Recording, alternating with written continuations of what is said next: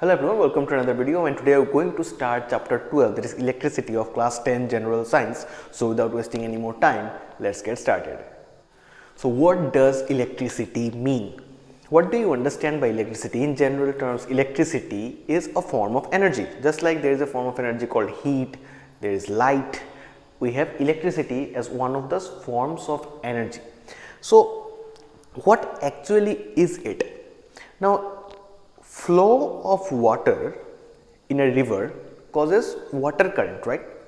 In the same way, electric current is the flow of charges. So whenever there is a flow of charge, that flow of charge causes electricity. So what do you mean by charge? Which charge can flow? Now there are two types of charges. Either there is a positive charge or there is a negative charge, and by positive charge we mean protons, and by negative charge we mean electrons. Now there is no way that protons can flow, rather electrons can flow.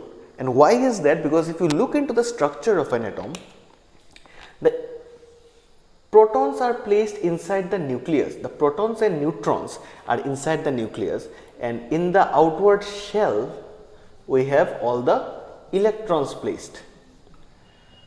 You know the structure of atom. So as the electrons are placed outside of the nucleus and the protons are enclosed inside the nucleus, you cannot shift the protons outside of the nucleus, because if you want to take out the proton from the nucleus will degenerate.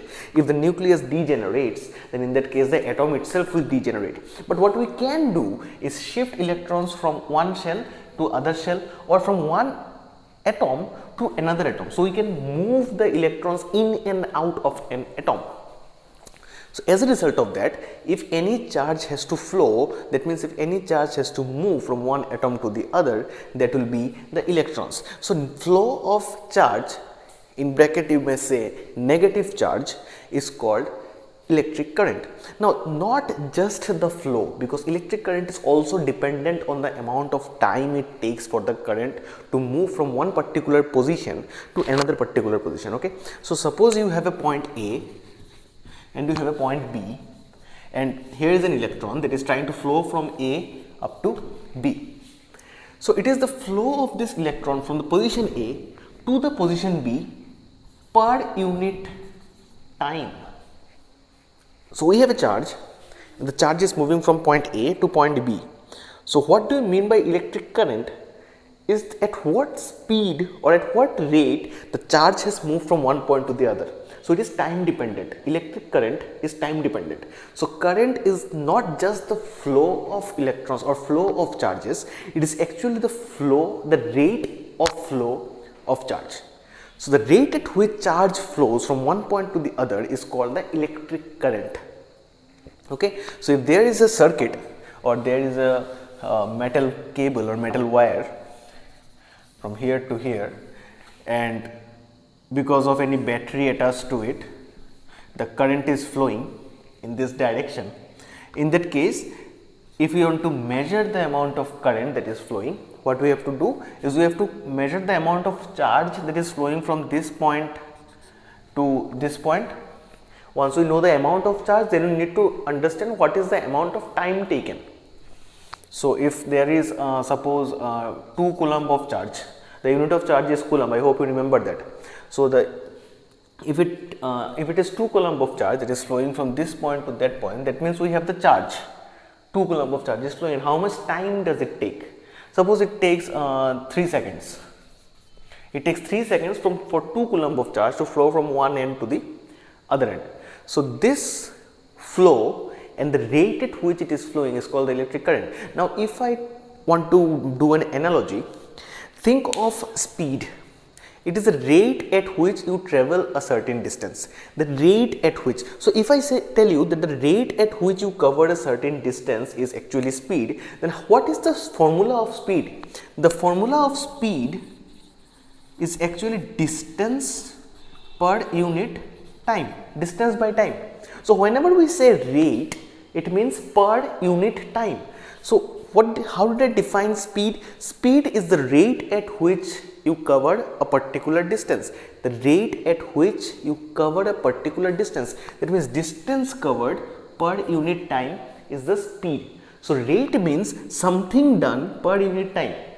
So when I say current is the rate of flow of charge, that means current is the rate of flow of charge. Rate means it must be dependent on time, per unit time. And what is flowing? Charge is flowing. So we have charge here. That means current is equal to charge per unit time or charge by time. And if we want to give some denotions to it, means we denote current by I, capital I, or small I also you can use, but that is what we will do in later cases. Current is capital I, charge is capital Q, and time is small t.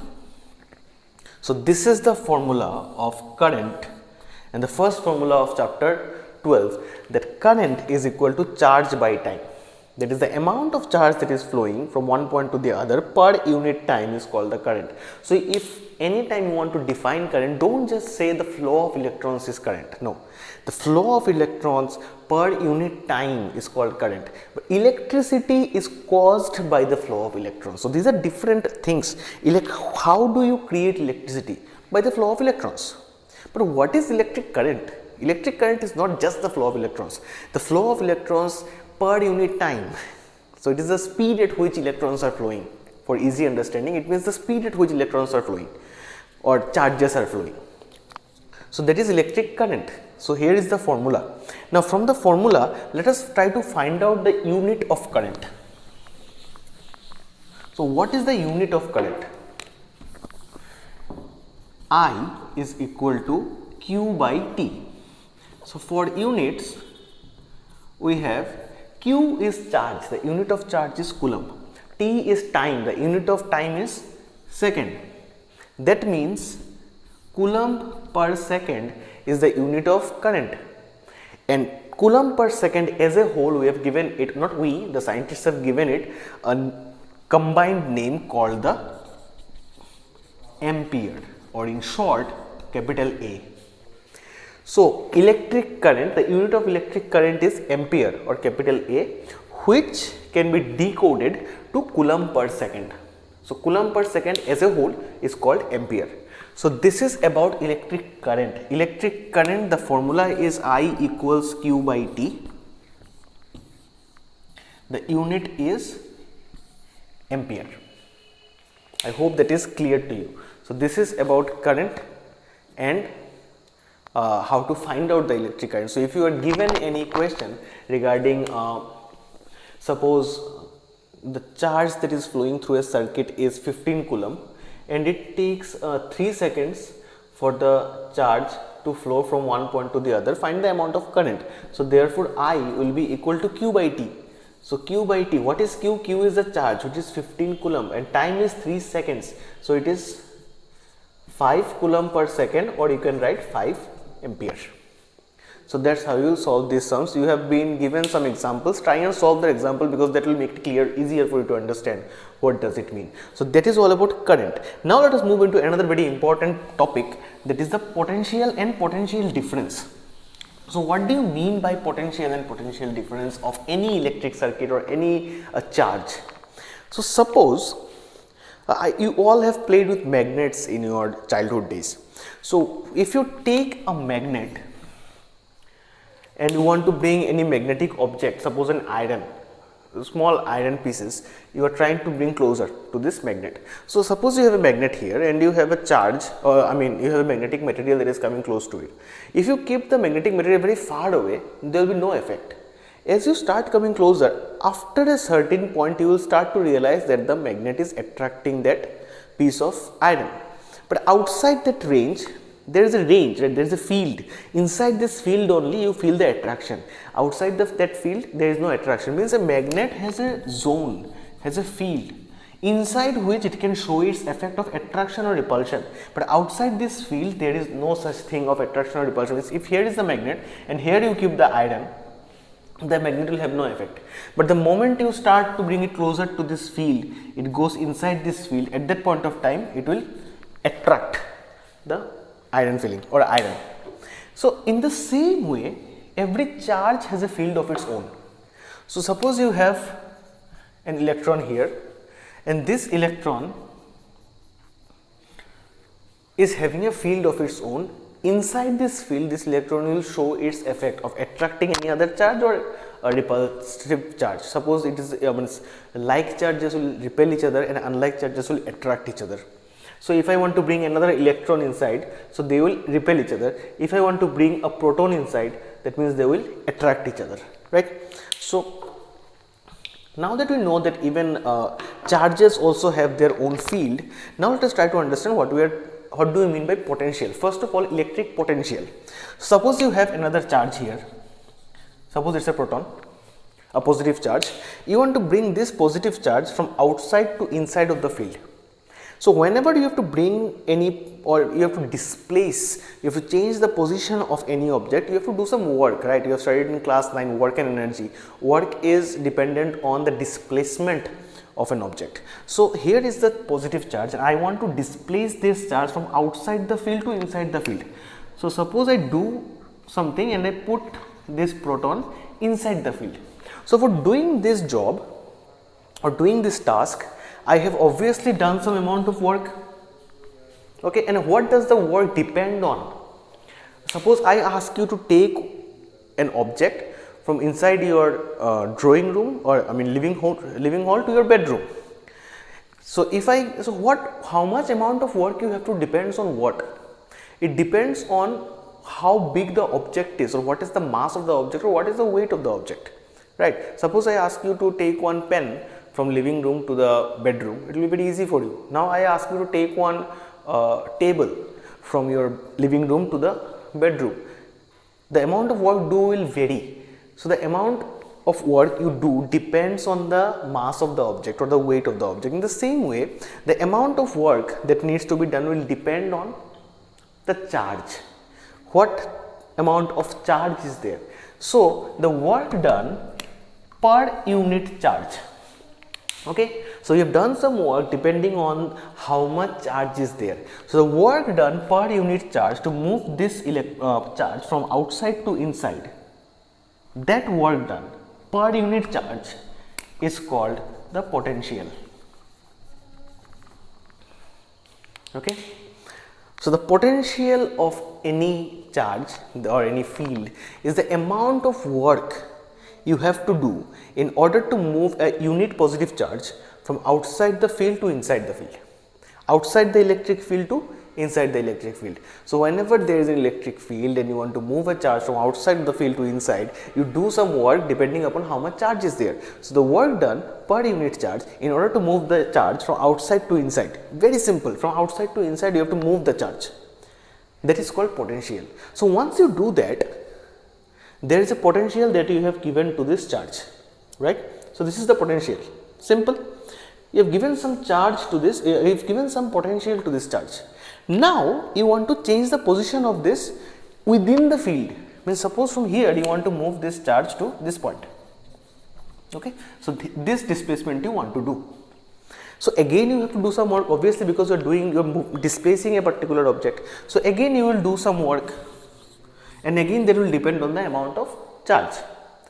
So earlier you had done some work, you had given some potential to this. Now you are again doing some work and you are doing more work or less, or whatever it is, more or less, whatever work you are doing, and that is giving more potential to this, right? So that means the potential here and the potential here will not be the same, because you are doing some work on that. I hope you understand what I am trying to say. When it was outside the field, there was no potential in it. You have not given any potential because you are not doing any work on this. When you did some work on this and you brought the charge from outside to inside of the field, you worked on it depending upon the amount of charge, and based upon that work, it had gained some potential, this potential, electric potential. Now from within the field, you want to change its position. So when it already has an amount of charge, amount of potential in it, you are doing more work and increasing the amount of potential in it. So the potential in position A, suppose this is position A and this is position B, the amount of potential in A position and B position will not be the same, because you are doing more and more work here. That means there is a difference in potential between this point and this point. Hope you understand. There is a difference in potential between B and A, and this difference in potential is called the potential difference. So this W by Q here will be the potential difference. So that is the difference between electric potential and electric potential difference. The electric potential will be when you move a charge from outside the electric field to inside, because when it was outside the field there was no potential in it, you did not do any work, but when you wanted to bring it inside the field, that's when you did some work. So that's why there was no difference in potential, because there was no potential at the beginning. So now that it has some potential, now you want to change its position. It already has a potential inside the field, and you are doing more work to change its potential. So the potential at these two positions will not be the same. There will be difference in the potential, and that difference in the potential is called the potential difference. Now the good thing is for all of you is that the formula is same. It is work done per unit charge, that is potential and potential difference both. So how do we denote potential difference and potential? We denote both potential difference and potential by V. This is both potential and potential difference. Okay, potential and potential difference both are denoted by V, and V is what? As I said, it is the work done per unit charge. So it is work done per unit charge. So this is the formula of potential difference and potential both. Now let's try to find out the unit. In order to find the unit, what is the unit of work? It is joule. What is the unit of charge? It is coulomb. That means it will be joule per coulomb, and joule per coulomb together we can call it volt. Again, symbol is again V. Okay, so volt is the unit of potential difference and potential.